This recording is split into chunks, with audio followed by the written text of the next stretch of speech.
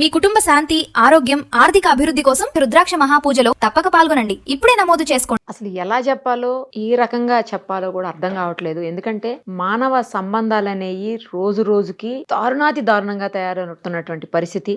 తండ్రితో సమానమైనటువంటి ఒక వ్యక్తి 16 ఏళ్ల చిన్న అమ్మాయిని ట్రాప్ చేసిందే కాకుండా తల్లిదండ్రులకు దూరం చేసేసి ఇవాళ ఆ తల్లి బాధకి వేదనకి కారణమయ్యాడు. తండ్రితో సమానమైన వ్యక్తి అసలు ఆ పిల్లని ఎలాగా ట్రాప్ చేశాడు అసలు నాకు ఏం అర్థం కావట్లేదు. ఆవిడ చెప్తుంటే నా మైండ్ అంతా బ్లాంక్ అయిపోయింది. నేను ఆఫీస్ నుంచి షూట్కి వెళ్తుంటే నాకు ఎదురు పడ్డారు వాళ్ళు. ఆఫీస్లో డైరెక్ట్ గా ఆఫీస్కి వచ్చినట్టున్నారు. వాళ్ళు ఎవరో కూడా నాకు తెలియదు. అసలు ఆవిడ ఆవేదన, బాధ, ఆవిడ ఏడుపు అంతా చూస్తుంటే ఇమ్మీడియట్ గా అసలు ఏం జరిగిందో తెలుసుకుందామని చెప్పి నేను ఇప్పుడు ఎదురుగుండా తీసుకొచ్చి కూర్చోబెట్టానామని. ఆమె ఫేస్ రివీల్ చేయడం కూడా నాకు ఇంట్రెస్ట్ లేదు. ఎందుకంటే ఒక మైనర్ కి సంబంధించినటువంటి తల్లి ఆమె, మైనర్ బాలిక, ఆ అమ్మాయికి తల్లి. ఈమె ఫేస్ రివీల్ అయితే ఆమె ఎవరో అందరికి అర్థమవుతుంది అన్న ఉద్దేశంతో ఆమెను అలా కూర్చోబెట్టాను. నేను అసలు ఏం జరిగిందో ఆమె మాటలేందాం. అమ్మ, అసలు ఎవరు మీరు, ఎక్కడి నుంచి వచ్చారు, ఏం జరిగింది, అసలు ఎవరు మీ అమ్మాయిని ట్రాప్ చేశారు, తండ్రితో సమానమైనటువంటి వ్యక్తి అని చెప్తున్నారు, ఎవరు, అసలు ఏం జరిగింది చెప్పమ్మా. నా పేరు సాయిలక్ష్మి మేడం. అమ్మా, మేము కడప జిల్లా రైల్వే కోడూరులో లవ్ మ్యారేజ్ చేసుకున్నాం మేడం. మా ఆయన ఇక్కడ తెలంగాణ ఆయన, మా డాడీ డిపార్ట్మెంట్ అయితే నేను లవ్ మ్యారేజ్ చేసుకొని మా ఆయనతో 2006లో డిసెంబర్లో అయింది మేడం పెళ్లి అయ్యాక పాప పుట్టింది. పాప పుట్టాక ఒక 10 ఏళ్ళు అక్కడే రైల్వే కోడూరులోనే ఉన్నాం మేడం. రైల్వే కోడూరులోనే ఉన్నాము. పాప మెచ్యూర్ అయింది మేడం. పాప మెచ్యూర్ అయినాక మా చెల్లి చనిపోవడం జరిగింది, మా సొంత చెల్లి.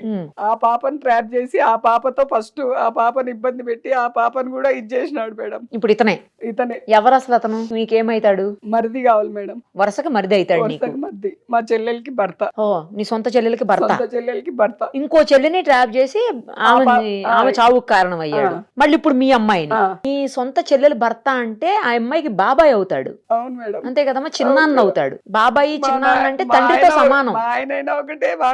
అంతే, సమానంగా తండ్రితో సమానం. అలాంటి వ్యక్తి నీ కూతుర్ని చేయటమే నాకు అసలు ఏం అర్థం కావట్లేదు. కానీ మేము లవ్ మ్యారేజ్ మేడం. మా ఆయన యాదవులు, గొల్లోళ్ళు, వాళ్ళు బల్యోళ్ళు. అయితే ఎవరో క్యాస్ట్, వేరే క్యాస్ట్ కదా అని మాట్లాడినాడు మేడం. వేరే క్యాస్ట్ ఏంటమ్మా? నీ సొంత చెల్లెలు భర్త అయితే నీ పిల్లకి బాబాయే కదా అవుతాడు, నీ కూతురికి బాబాయే కదా. అది వాడికి తెలియలే మేడం. వాడు పశువు, అది తెలియలేదు మేడం. ఇదంతా రక్కేసినాడు మేడం. చెస్ట్ దగ్గర అయితే కొరికినాడు మేడం నా బిడ్డని. నాకేదో ఒక విధంగా న్యాయం చేయండి. మరి ఆ పిల్ల ఎలా ఉంటుంది? నన్ను కూడా కొరికింది మేడం నా బిడ్డ. ఇదంతా కొరికి ఇంకా లోపల కూడా కొరికినట్టు ఉన్నాయి. నేను ఏం చూపించాలి మేడం? 9 నెలలు మోసుకొని 16 సంవత్సరాలు సాక్కొని నాకెందుకు మేడం ఈ బతుకు? నాకు ఈడైతే న్యాయం జరుగుతుందని వచ్చినా మేడం. మీ సమక్షంలో నాకు న్యాయం జరిపించేలా చెయ్యండి మేడం. మా నాన్న చనిపోవడానికి కారణం కూడా వాడే మేడం. కాదమ్మా, నీ కూతురు ఏమంటే నీ కూతురు నిన్ను కొరకటం ఏంటి నాకు అర్థం కావట్లేదు. వాడి పిచ్చి మేడం, వాడి పిచ్చి.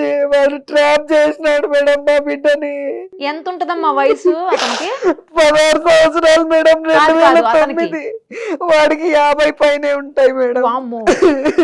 మా చెల్లెల వయసు, వాడి బిడ్డ వయసు 3 ఏళ్ళు గ్యాప్ ఉంటది మేడం, అంతే. అంటే నీ చెల్లెలు రెండో పెళ్ళా? అవును మేడం. అతనికి ముందు బిడ్డ ఉంది. బిడ్డ ఉంది మేడం. ఆమెకి నీ చెల్లెలకి ఇద్దరికి 2-3 ఏళ్ల గ్యాప్. అవును మేడం. ఇంకా నా బిడ్డ కాడ పండుకునే వదిలి వాని బిడ్డ నేను చేసుకోవచ్చు కదా మేడం. ఏ తల్లికి రాకూడదు మేడం ఈ దుస్థితి. నీ చెల్లెలు ఏమంటదమ్మా? నీ చెల్లెలకు తెలుసు కదా ఇప్పుడు ఎక్కడుంది నీ బిడ్డ, ఎక్కడుంది అసలు? నీ కూతురు ఎక్కడుంది ఇప్పుడు? మా దగ్గర లేదు మేడం. నిన్న కడప నుంచి పిలుచుకొని వస్తుంటే నేను వెళ్ళిపోతా. నిన్నంతా సిఐ దగ్గర, మా బాబాయ్ సిఐ ఉంటాడు మేడం కడపలో, ఆయన దగ్గర అంతా జరిగి ఆయన ఒక రోజు నైట్ అంతా మమ్మల్ని ఉంచుకొని మోటివేషన్ చేసి పంపించాక టిఫిన్ పెట్టి పంపించాడు మేడం. మళ్ళీ 9 o'clock అంతా, పొద్దున 9 కంతా దిగేసింది మా కార్లో నుంచి. దూకుతా అని బెదిరిస్తుంటే నాకు తల్లి పేగు కదా మేడం. దూకితే నాకే బాధ, కాలో చెయ్యో ఇరిగింది అని చెప్పి సరే అని కార్ ఆపి దింపేసి వచ్చినాం మేడం ఆ పిల్లని.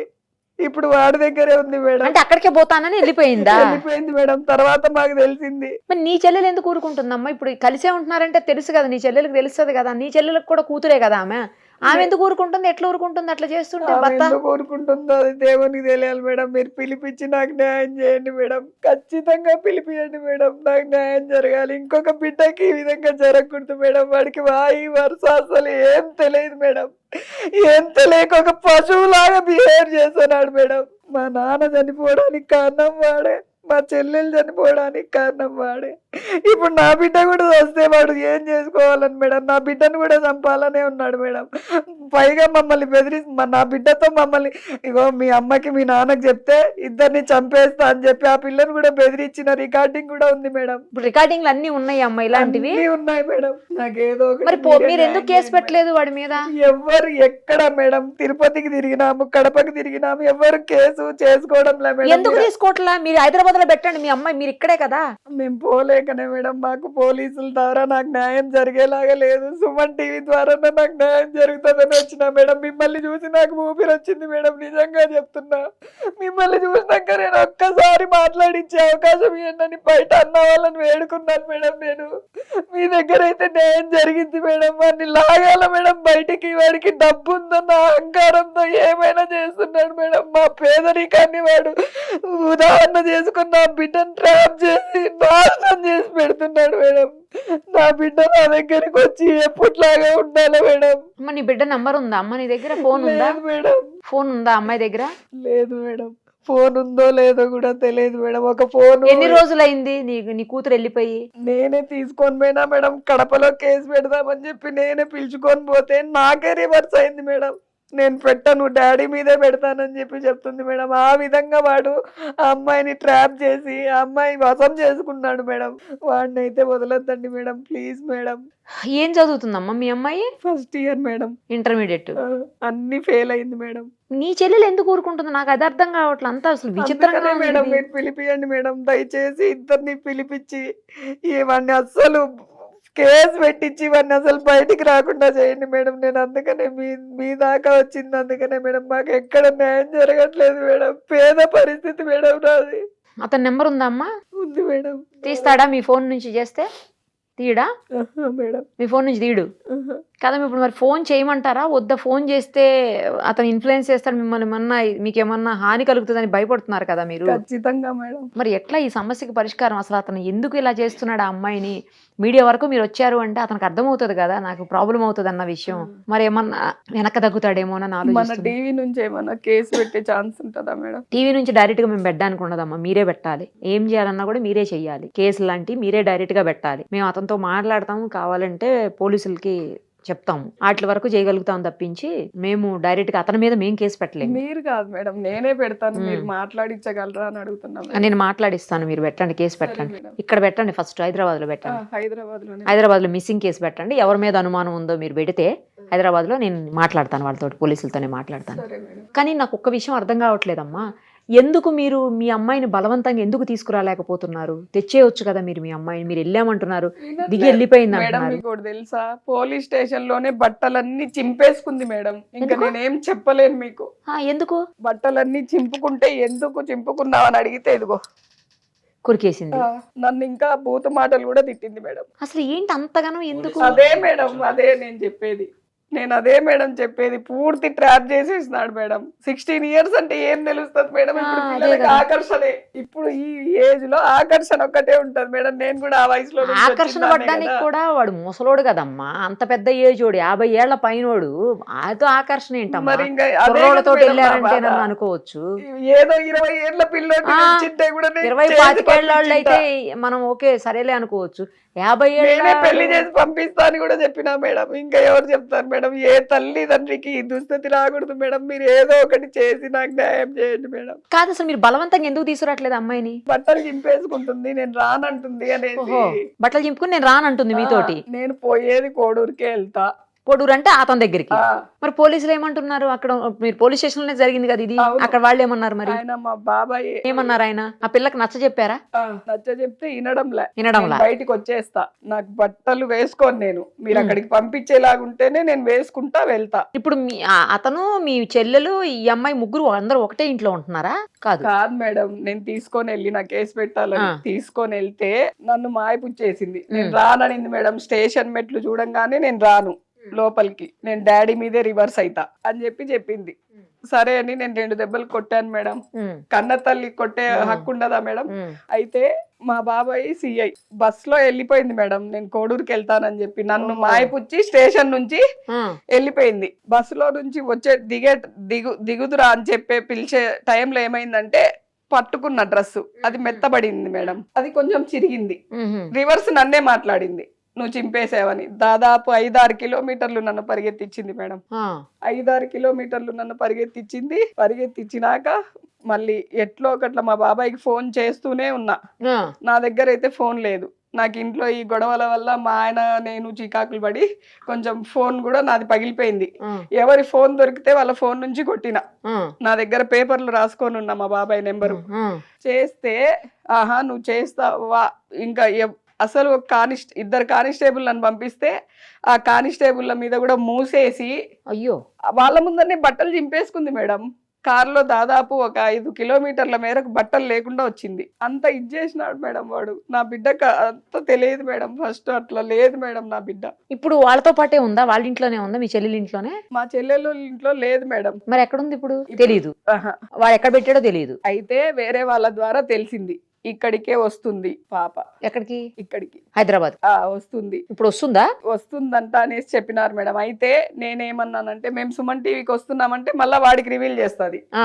అప్పుడు మేము ఇదైపోతాం కదా, అవును. వాడు ఏదైనా చేస్తాడని చెప్పి మా ఆయన ఏం చెప్పినాడంటే వద్దు అక్కడే ఉంచుకోండి, మా చెల్లెలు ఇక్కడ హాస్టల్లో ఉంటది మేడం, అక్కడ ఉంచమని చెప్పినాము. మా చెల్లెలకే చెప్పేసి వచ్చినాం, మా రెండో చెల్లెలు. ఇంకో చెల్లెలా ఆమె? ఆ అమ్మాయి ఇంకో చెల్లెలు. ఆమెకి ఆమె దగ్గర పెట్టుకోమని చెప్పారా? చెప్పి వచ్చినాం. ఎందుకంటే ఇక్కడికి వస్తున్నామంటే ఆ పాప యాక్సెప్ట్ చెయ్యదు మేడం.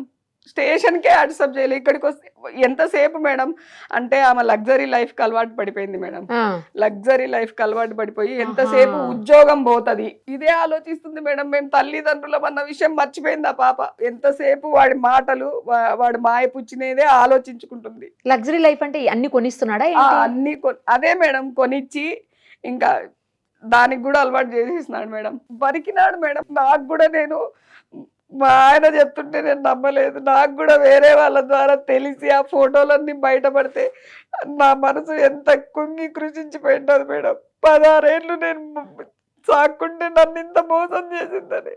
మాకిద్దరికి గొడవలు మేడం రోజు ఆ పిల్ల వల్ల. ఎన్నాళ్ళ నుంచి అమ్మాయి ఇలా ఎన్నాళ్ళ నుంచి జరుగుతుంది? ఇప్పుడైతే ప్రస్తుతానికి వాడు చెప్పడం మేడం, వాడు రికార్డింగ్ లో 6 ఏళ్ల నుంచి అని చెప్తున్నాడు. 6 ఏళ్ల నుంచి జరుగుతుంటే మీకు ఇంత కూడా అనుమానం రాలేదా? 6 ఏళ్ల నుంచి మీ దగ్గరే ఉందిగా అమ్మాయి? ఉంది మేడం. మరి మీకు ఇంత కూడా అనుమానం రాలేదు మేడం. రాకుండా చేసినారు. ఇప్పుడు కూడా నాకు వేరే మా ఫ్రెండ్ ద్వారా తెలిస్తే ఇప్పుడు కూడా నేను తెలుసుకున్నాను మేడం.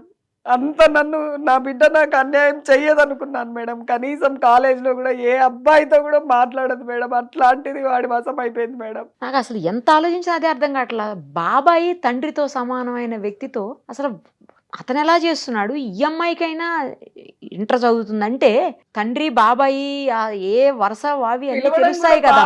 పిలిపించుకుంటాడట మేడం. బావా బావ ఎట్లయితాడు? ఏ రకంగా బావ అవుతాడు? అదే కదా మేడం నా బాధ అంతా. వావి వరుసలు తెలుస్తాయి కదా ఆ అమ్మాయికి కూడా. రికార్డులు ఉన్నాయి మేడం. మీరు వింటే అసలు ఇంకా మీకు అసలు మైండ్ పని చేయదు మేడం. నేను చెప్తుంటే నాకు ఇప్పటికే పని చేయట్లేదులేమ్మా విన్న తర్వాత. అసలు ఏం చెప్పాలో కూడా అర్థం కావట్లేదమ్మా. నేను ఇందాక చెప్పినట్లు మీరు వెళ్ళి కేసు పెట్టండి ఫస్ట్. ఇక్కడ హైదరాబాద్లో మిస్సింగ్ కేసు పెట్టండి. అతను ఏం చేశాడు అన్ని రికార్డులు ఉన్నాయి. తర్వాత ఫోటోలు కూడా ఉన్నాయి కదా, అమ్మాయిని కొరికిని అవన్నీ ఫొటోస్ ఉన్నాయి కదా అవి. తర్వాత ఆ అమ్మాయి అతని ఇన్ఫ్లుయెన్స్ తోటి మిమ్మల్ని చేసినవి అన్ని కూడా ఉన్నాయి కదా, కొరికిని మిమ్మల్ని కూడా కొరికింది కదా ఆ అమ్మాయి మిమ్మల్ని కొరికిని ఇవన్నీ కలిపి ఎవిడెన్స్లు అన్ని పోలీస్ స్టేషన్లో ఇవ్వండి.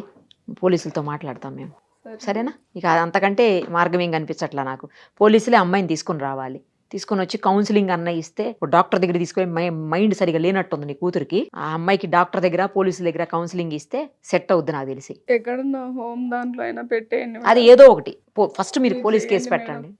ముందు పోలీస్ కేసు పెట్టండి అమ్మా. పోలీస్ కేసు పెట్టి ఆ తర్వాత ఏం చేయాలనేది చూద్దాము. అవసరమైతే నేను వస్తాను మీతో పాటు. సరేనా? అక్కడికి వస్తాను, అమ్మాయి దగ్గరికి వస్తాను. ఏదో ఒకటి చేయండి మేడం, ప్లీజ్ మేడం. నా బిడ్డలాగా ఇంకొకటి జీవితం నాశనం చేయకూడదు మేడం. వాడు నాకంత కడుపుకోతుందంటే అంత కడుపుకోతుంది మేడం. చంపుకోలేను కదా మేడం, పుట్టించుకొని చంపుకోలేను కదా మేడం. కన్నదాన్ని ఎట్లా చంపుతావులేమ్మా? అంత ధైర్యం రావట్లే మేడం. ఆ పిల్ల నిన్న దిగిపోయినప్పటి నుంచి నాకు అన్నం కూడా తినబుద్ధి కాక నేను అసలు నేనేం చేస్తున్నానో కూడా నాకు అర్థం కాక ఎందుకులే మేడం నా బాధ అంటుంది. నా తోబుట్టువే ఇట్లా చేస్తుంది అనేసి ఎంత బాధగా ఉందంటే. ఆమె ఏం చిన్న జాబ్ కాదు మేడం, డిప్యూటీ తహసీల్దార్ లెవెల్లో ఉండి అన్నీ తెలిసి కళ్ళు మూసుకొని ఉంది. ఏంది భగవంతుడు నాకెందుకు ఈ పరీక్ష అని చెప్పి ఎంత బాధపడుతున్నానంటే అంత బాధపడుతున్నా మేడం. మీ దగ్గరకు వస్తే న్యాయం జరుగుతుందని వచ్చినా మేడం. నాకు ఏదో ఒక విధంగా న్యాయం చేసి వాడిని జైలుకు పంపించి ఏర్పాటు చేయండి మేడం. వాడు వద్దు మేడం, బయట అసలు బతకడానికే లేదు. నా బిడ్డలాగా ఇంకా ఎంతమందినైనా చేస్తాడు మేడం వాడు. మాకు ప్రాణహాని కూడా ఉంది మేడం. ఖచ్చితంగా ఇది రివీల్ అయితే ఖచ్చితంగా మమ్మల్ని ఉంచాడు మేడం వాడు. నా బిడ్డని మమ్మల్ని అందరినీ చంపేస్తాడు. నాకు 5 ఏళ్ళ బాబు ఉన్నాడు మేడం వాడు. మీరు ఇది కూడా పెట్టండి అమ్మా, కేసు పెట్టేటప్పుడు ప్రాణహాని ఉందని కూడా కేసు పెట్టండి అమ్మా. కేసు పెట్టి ఎవిడెన్స్లు అవన్నీ పోలీస్ స్టేషన్లో ఇవ్వండి, పోలీసులతో మాట్లాడతాం, సరేనా?